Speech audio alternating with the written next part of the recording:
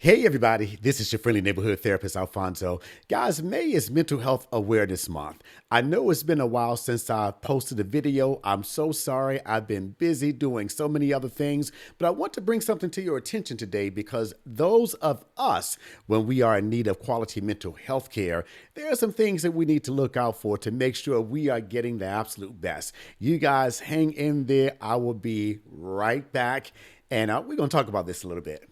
Be right back.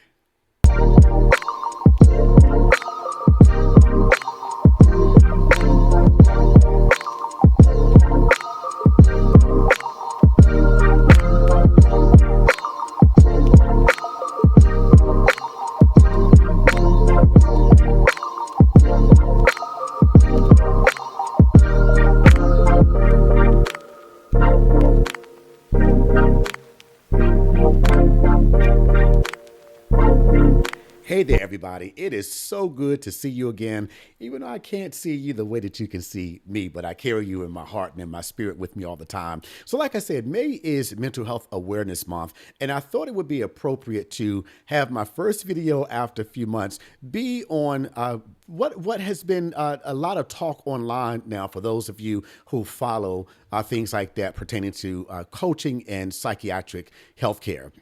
Now, there's been a lot of discussion lately about the difference between what a coach is and what a therapist is. Now, whenever we're talking about therapy, whether it's marriage and family therapy, psychotherapy, we are talking about individuals who have achieved a certain level of both education and experience. You'll see people like me who will use the caption board certified psychotherapist. Now, what that means is that I have passed a national exam that shows that I have achieved a core level of competency to be able to both diagnose and treat psychiatric disorders and to provide marriage and family counseling. Now, what that means, or the difference between that and coaching, is that by default, a therapist who is helping an individual with their psychiatric health care is also by default helping them to achieve a better quality of life. What I mean by that is that an individual who may be dealing with depression, who has what we call anhedonia and avolition, meaning that they just don't have the desire to do things that bring them pleasure, or while they're doing things that bring them pleasure, they lose the desire.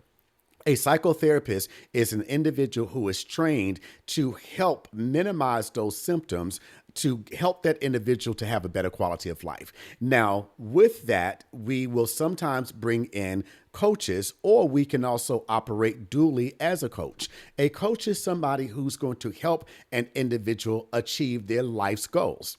A coach is qualified as when they have gone through the proper training, they are qualified to be able to help an individual achieve their life's goals, but they are not qualified and licensed to provide treatment for psychiatric disorders.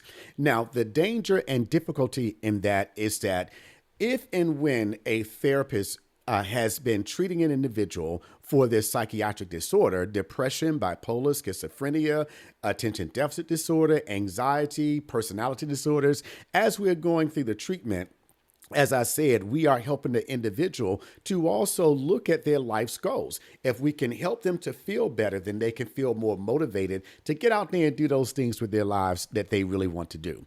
Now, the life coach is the individual who's going to help them as an adjunct to therapy, or once therapy is over, then the life coach is going to come in and they're going to help them to achieve those life goals now that the symptoms of the depression or the bipolar disorder or whatever other psychiatric disorder they have, now that those symptoms have been treated to a point where that individual can work on their goals, we can either offer that as adjunctive services for them, or we can refer them out to a coach. Now, with that being said, let me say this.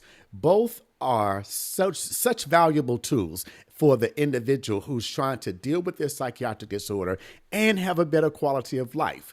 The two don't typically try to cancel each other out, but the therapist understands that if an individual needs coaching that's beyond what their comfort level is or their skill set is, they may refer them to a life coach. Now, a life coach is not someone who's licensed to diagnose psychiatric disorders. And there are times when an individual who may be receiving care from a life coach If that coach is not does not have some baseline understanding of psychiatric disorders, they can try to operate by helping that person to achieve their life's goals, but without understanding the significance of that psychiatric disorder.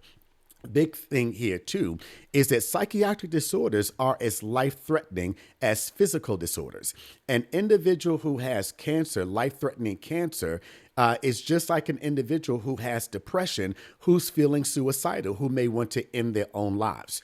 It is so important to make sure that when you are looking for help with your life, that we are distinguishing whether or not you're just looking for or in need of that life coaching, or if there's an underlying psychiatric disorder that also needs to be addressed.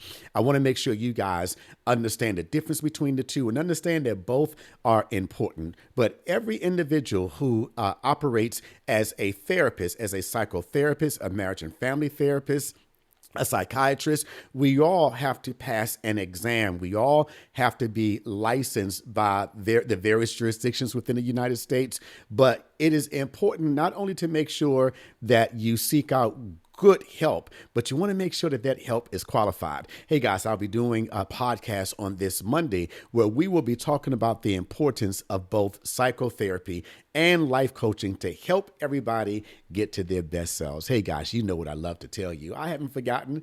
I really do love you.